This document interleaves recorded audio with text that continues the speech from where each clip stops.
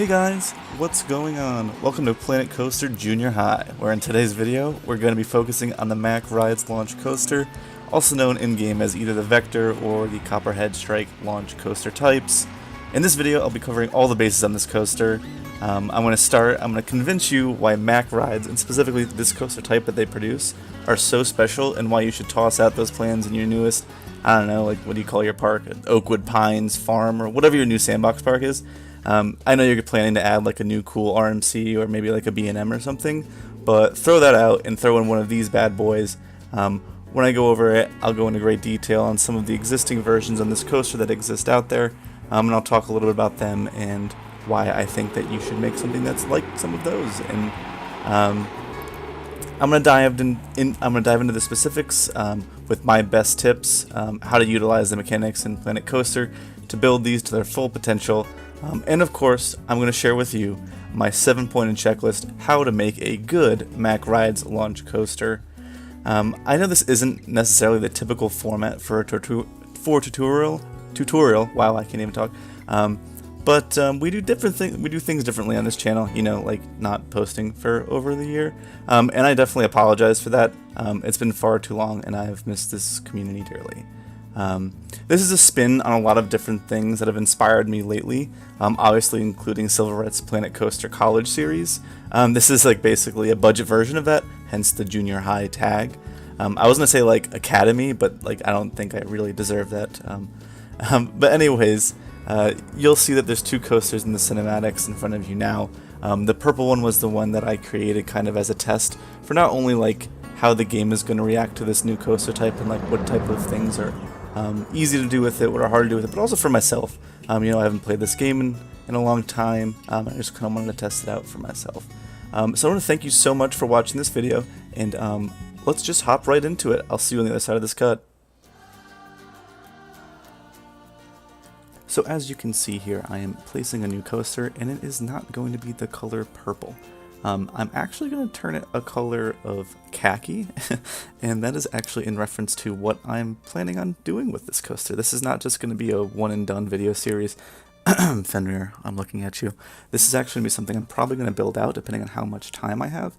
I'm not going to give you any hints to what it is until the next video comes out, but if any of you can actually guess the theme of this ride being just khaki and that blue shirt on that guy there, please guess in the comments, and if you get it right, I don't know, I'll give you credit or something like that.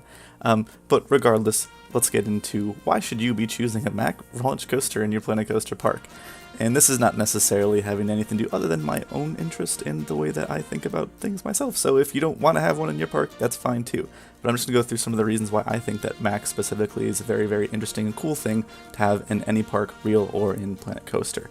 So the Mack family started Mack Rides almost 235 years ago, sorry, more than 235 years ago, and they have over 120 coasters worldwide currently, or at least that have been, built. I'm not sure how many of those are still active.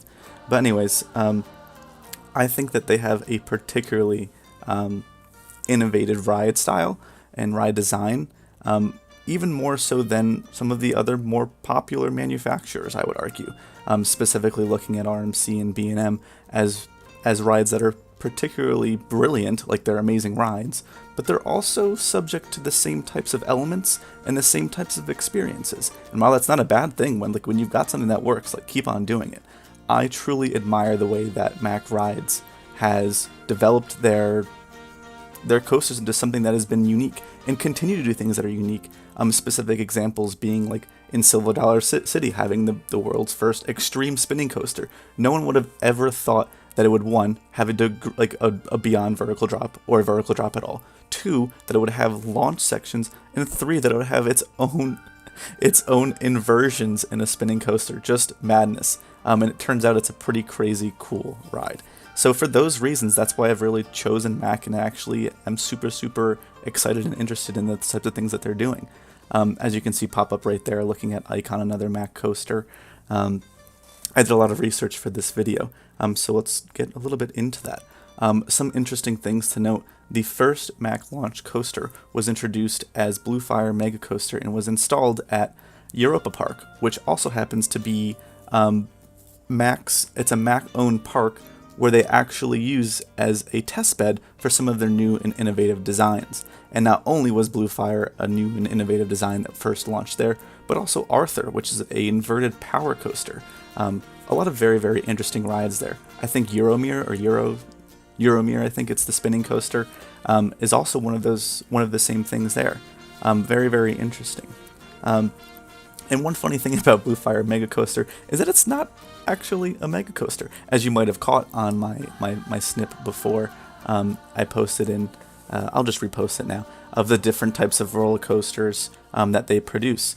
The mega coaster isn't actually a launch coaster, and yes, that is a very confusing nomenclature for it, and for that very reason, I have linked a very great video that Coasterbot put out on how to actually name Mack Rides correctly, given there is some confusion over this particular Blue Fire Mega Coaster. So there's actually 6 clones of that Blue Fire Mega Coaster, which was a prototype when it was added to that first park, and there's a lot of them in China, and there are actually more in the works that are coming, so 2 more. So there's going to be 8 total as of 2021, I think is the expected date. And they all have similar, well, at least those ones are all identical. But then they started in about 2012 to make their own custom layouts of this thing rather than duplicating the Blue Fire Mega Coaster. And the majority of all of these rides, whether they are clones or not, they are basically the mega coaster in the park. And I know I'm being a little bit clever with the way I'm saying that, because I just told you this is not a mega coaster. This is not a mega coaster. These are launch coasters. But the important thing to remember is that when I say mega, it's actually talking about the way that it's interpreted at the park. And what I mean by that is, like, they are some of the biggest attractions at the park. Blue Fire Mega Coaster happens to be like the star attraction at Europa Park. And there's a lot of different custom layouts that have incredible theming. And that's another reason why I chose this coaster. And it's important to actually keep in mind here that my actual plan for this thing isn't what it is now, and the layout that you see here isn't exactly what you would typically see in a Mack launched coaster. And that's important to remember. But I did keep all of the other same characteristics that all Mack coasters have. And without further ado, here's Brody's how to make a good Mack Rides Launch Coaster checklist. And it's easy 7 steps. 1. A unique pre-launch.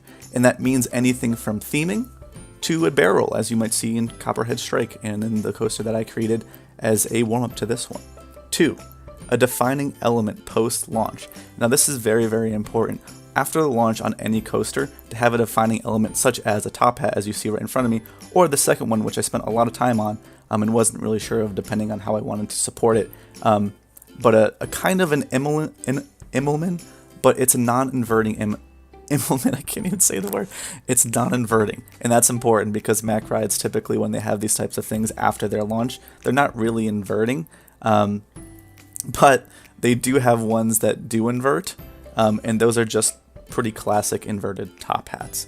And then 3, utilize the terrain.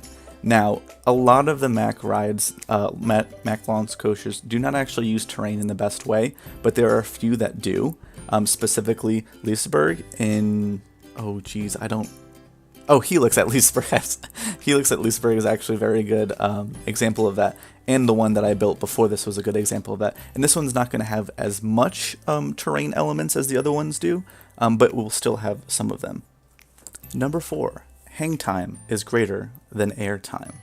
Now this one is a little bit controversial in the fact that I kind of didn't adhere to it that much. And the important thing to remember about hang time is greater than air time is when you want that hang time. Within most of the inversions on these rides, I made them so that they are very much hanging rather than, like, bursting through them and being super forceful. And that's kind of another one of those very repeating factors that you would see within these rides, is that hang time during inversions is very important, and the air time is limited, and that's partly because of the restraint system. And this is kind of a little bit technical, but I'll quickly glaze over it. Basically, the way that these restraints work, since it's just your your thigh restraints, not necessarily in over-the-shoulder restraint in the normal way, they actually come down on you harder and harder throughout the ride, similar to Skyrush at Hershey Park if you've ever ridden that one. And so because of that, it actually crushes your thighs in a way that makes airtime hard to get, or at least hard to enjoy in the same way that you would normally expect it to. And then number 5 is Twisted Tangled Track. Now all I'm saying in this is that these rides are amazing at quick transitions, at hard bends, at banking, at going in and out of its own structure. Specifically when you look at Icon and the way that it weaves not only in and out of its own structure, but multiple structures around it. This is definitely a feature that is most common on, let's say, the more custom layouts, but also even on Blue Fire Mega Coaster as well. So don't be afraid to make those twisted, tangled track, and I will go over a little bit how to do that in the next section of this video. Number 6, make it an experience. This is one of the most important things and one of the reasons why I love these coasters so much and why they're so interesting to me. Every single one, no matter where it is, has some level of detail, of theming, of just like making this ride more than what it is, making it a true mega coaster. And I have a lot of plans for how I'm going to do that. In some of the interesting ways that I've seen it done before in other coasters, I will post pictures of now specifically Icon. I love the launch, and you can see that this launch is a little bit like that, but you'll see how it changes. And then also all of the ones that were made as duplicates, they actually had this very similar kind of out of the station run where they actually had like great theming before the first launch, and even almost like a trap door open up in front of you before you get shot out.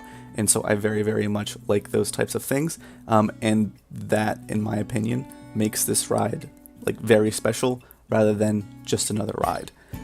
So make it an experience. And number 7 is be creative. And this is absolutely the most important part of this ride. Why I might have said that there are 6 clones currently out there, and also 8 of them that are, well, not 8 total that are going to be out there. This ride thrives on the custom layouts that are very different than one another, that use terrain, that interlap with other experiences and other coasters in the area. And also just the way that you can even make the launches as incline rather than as just a straight launch. You can see the bunny hop launch on a Copperhead Strike. There are so many different ways that Mack has already made this ride so unique and so creative, and every single time that they make a new one, it is a brilliant piece of art that is not recreated in any other space before. So always try to be creative with the way that you're laying out your track profile, with the way that you're doing your theming, with the way that you're doing that twisted, tangled track, the way that you're getting airtime. How are you getting that hang time and that airtime, and how are you balancing the two of those things in a unique way?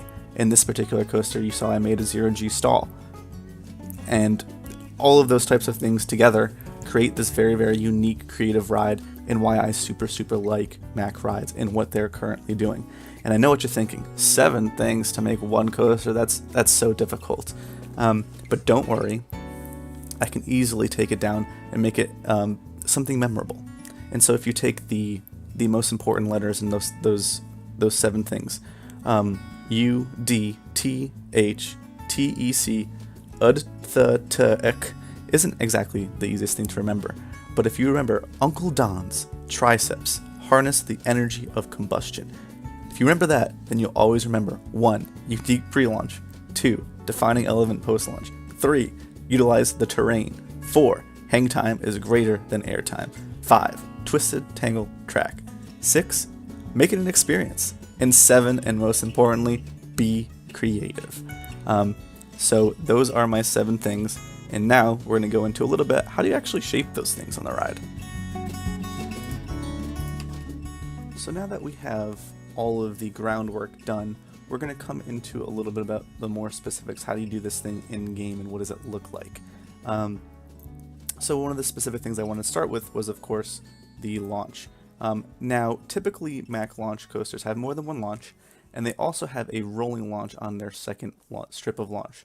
So this is the second strip of launch right here. This one's waiting for a block break to happen. I'm just going to speed it up really quickly. Typically the coaster will just fly through here. As you can tell, I have it stopping And that's very specific due to the nature of what I want to add around this area, and over here, and over there. But, like I said, these rides typically will have a straight through launch the second time around, and also these launches aren't incredibly powerful, and that's something that Mack Rides are known for. And so you can see here, I have my target speed of 53 miles an hour, and over here I don't think it's anything more than that, if anything 55 or so, 55 miles per hour, and also not the most aggressive acceleration rate, and on this one I think it's even less so. And that is also a characteristic feature of these Mack launch rides, so something to keep in mind when you're making them.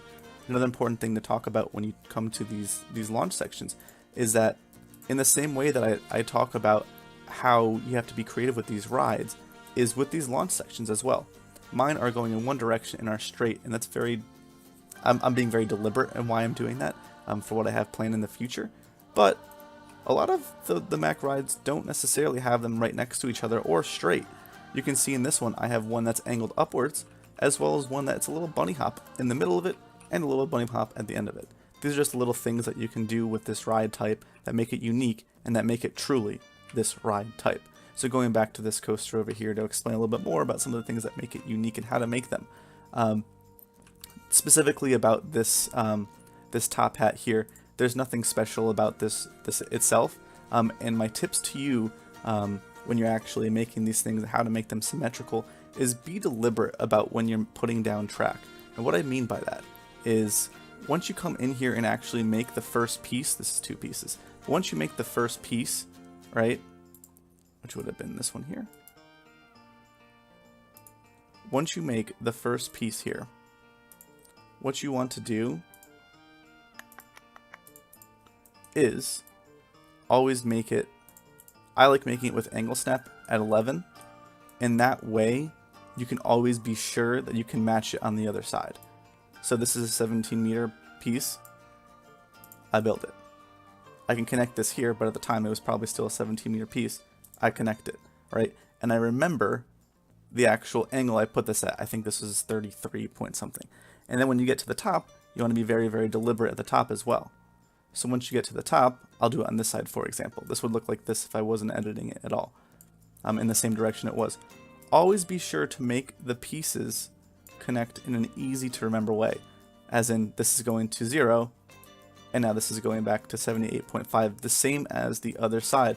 So that when I connect these, Planet Coaster, it's actually identical on both sides, right? And you get that shaping that you actually want. So those are little things to keep in mind. Also, it creates a support structure that is symmetrical on both sides as well when you make the same size pieces. So that's very important to remember, and you want to keep that going for all of your pieces. You can tell in this little bunny hop here I did the exact same thing. Here's 2 pieces here. The first one went to 22.5, the second one went to 0. The third one went to negative 22.5, and the last one went back to 0 again. So those important things to recall. And you do the exact same thing when you're making loops, when you're making turns, when you're doing anything. You always want to make it that way where it's easy to remember when you're making some symmetrical objects, or symmetrical positions of the track. Then when you get into more twisty track, the way that I did this particular double down here is actually something that I came across by accident. I was just kind of going through and seeing what was available to myself, and if you actually went back into the video, you can tell a little bit here that the track might be banked to the right at this portion of the track, but it's actually going to the left a little bit. So it's going away from where you're actually turning, and that's really what gives you the whip in this. Like, I love the way this track looks when you come down here like this, and you actually see it's curved like that. And like I said, the way that I did that is I'm turning to the left here. You can see I'm this piece here, right? I'm turning to the left, but I'm banking to the right. And that gives for some very interesting looking airtime, or at least this double down action here when you see this coaster come through. And that's exactly what I want to be seeing. That smooth transition, the pop of air, as well as the twist of the track. Now we get into the section like this. Twisty airtime, my favorite new thing to do in this game. And that's not saying a lot since I haven't played this game in a long time. But this is a little bit different than the other ones. The other ways that you would make symmetrical track, you would want the pieces to align perfectly at the top, and then come back down the other side perfectly as well. This is a little bit different. the way that I typically come into these and the way that I come out of these, let me just delete this really quickly so I can show you. I'll start over here. I'll start over here. And I'll be banking up just like you would in a normal turn to the left, right? And then instead of continuing that, I will pull it down to make sure it's going down on the other side now. I'll shape the track so that it's facing the other way now, and I'll pull it over like that. And so really quickly, you have some twisty air time. And this is not necessarily my favorite shaping of this track, and I'm actually going to go back to the original version since I liked it much better. But it goes to show that creating that twisty air time isn't all that difficult. And then you can see here on this piece, I clearly went back to the symmetrical way of building, and then back over here, you can tell again, I'm more of a twisty track. Something very important to consider when building these is the way that the train just kind of flows. It's this very weird, if you watch POVs a lot of this type of coaster, you'll know exactly what I'm saying. But the way that it just kind of rolls back and forth, almost like it was meant to go in that direction, that's kind of what you want to be thinking when you're creating these types of inversions and these types of curves. So it's going to be kind of up, and you'll have a little bit of sideways air time. You lightly float down and go into a slow, hang time filled barrel roll. So those are just types of things to keep in mind. And then in terms of how do you build barrel rolls, I honestly, like I said, this is not going to be by any means the smoothest roller coaster in the world, and that's pretty much by design. I want this to be more of kind of like a fun thing rather than very tedious 4-meter method taking forever. The way I do it is honestly just trial and error with how long you want the pieces. In this case, 9 meters, I think I did it. I will go up a little bit, 22.5 in this case, until I hit the top. When I hit the top, I want to make sure I'm going straight, that I'm at 180 degrees or close to it. I think because of the shaping of this particular element, I can't redo it in the same way, but I want to be at 180 here. That way I can come another 90, and this would be then, 270 rather than 258, and then the last one would be 0. And again, you want to come back down in the same way that you did before. Right, and so you can already tell that that's exactly how I did this. And then with a quick shaping, depending on how you want to do it, I typically use smooth all for these types of inversions, but I'm always careful at the top of the inversion and the sides of the inversion. And the reasons for that is because right now it looks, let me select a different piece of track, it looks a little bit jagged, right, between the top and the bottom, but if I were to smooth it, it would bring it down a lot, and that actually removes a little bit of the heart line. As you can tell, this is a pretty janky barrel right now for me going so slow, but that's something that you can correct with a little bit of trial and error in terms of pulling things back and forth like this, or pulling them up and down like this. I'm constantly using that smooth all tool, just one click here and there, rather than, you just do this, you see how small that got? So you don't want to do that. I'm actually going to see if I can undo all the way to the other one before, and if I can't, then I'll just cut to the next one. Okay, great. So I think that's all of the basics covered in terms of how do you profile this particular type of track. There are plenty of people out there that can show you how to smooth better than I can, but these are just some helpful tricks that I've used to make the particular elements in this ride work the way that I think that it should work and the way that I think is most fun. And all of these elements that have come in the second half of this layout are made in the exact same way that I did before. So for this particular element here, it might not look like it because of the way that the supports are structured right now. This was also made in a very deliberate, equal way, starting from about here on this side, going up to the top into the stall, and then back over to the other side again. And that's something, like I said, you want to keep in mind when you do want those equivalent things, such as a top hat over here, or such as a airtime hill, which is right here. So in conclusion, I'm going to throw up the Brody's How to Make a Mack Rides Launch Coaster checklist in front of you one last time. I've gone over everything here. I haven't exactly done everything here, especially not the experience one for this coaster that we've been looking at this whole video over here.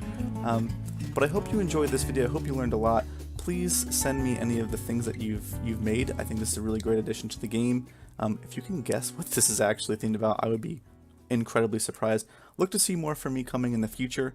Hopefully get some interesting content out there, not just for whoever's watching out there, but for myself too, get a little back into the groove and have a little fun with it. So I want to thank you guys again for watching, and have a great day.